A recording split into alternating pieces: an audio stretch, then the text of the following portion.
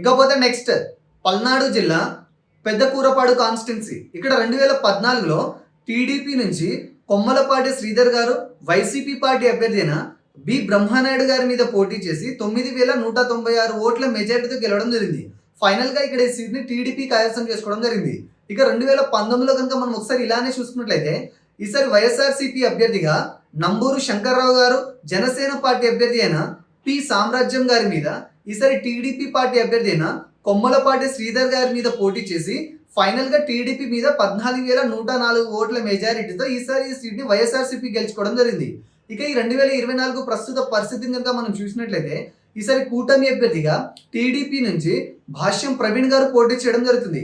ఇక వైఎస్ఆర్సీపీ నుంచి ఈసారి కూడా నంబూరి శంకర్రావు గారు ఇక్కడ పోటీ చేయడం జరుగుతుంది.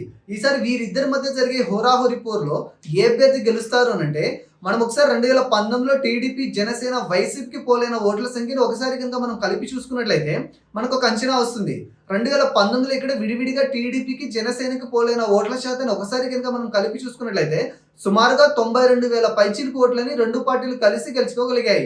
ఇక్కడ వైసీపీకి 99,000 పైచిలకు ఓట్లు రావడం జరిగింది.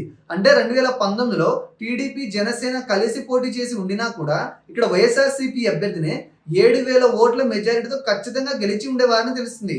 ఇక ఇప్పటి విషయానికి వస్తే ఈసారి ఇక్కడ గెలిపేవరదనంటే దీనికి సమాధానంగా ఆ టైంలో ఈ రెండు పార్టీలకు విడివిడిగా పోలైన ఇదే ఓట్ల శాతం ఈసారి కూడా చెక్కు చెదరకుండా అదే విధంగా ఇప్పుడు కూడా రిపీట్ అయితే ఖచ్చితంగా మంచి మెజారిటీతో ఈ సీట్ని వైఎస్ఆర్సీపీ అభ్యర్థిని గెలుచుకునే అవకాశం ఎక్కువగా ఉంది. కానీ ఇక్కడ పోటీ చేసే కూటమి అభ్యర్థికి ప్రస్తుతం అక్కడ ప్రజల్లో మంచి అభిప్రాయం ఉండడం కారణంగా వైసీపీ మీద యువతలో కొంత అసంతృప్తి కారణంగా వైసీపీ మేనిఫెస్టో అన్నది యువతని కొంత నిరాశపరచడం కారణంగా ఈసారి ఇక్కడ ఫలితం అనేది పోటాపోటీ వాతావరణాన్ని తలపించనుంది. కానీ ఫైనల్ గా ఈ రిజల్ట్ ని పక్కన పెట్టి ప్రస్తుతం అక్కడ అధిక శాతం ప్రజల మద్దతు ఏ అభ్యర్థి వైపు ఉందని పరిశీలించి చూడగా ఈసారి ఇక్కడ ప్రజలు కూటమి అభ్యర్థికి పట్టం కట్టే అవకాశం అధికంగా కనబడుతుంది.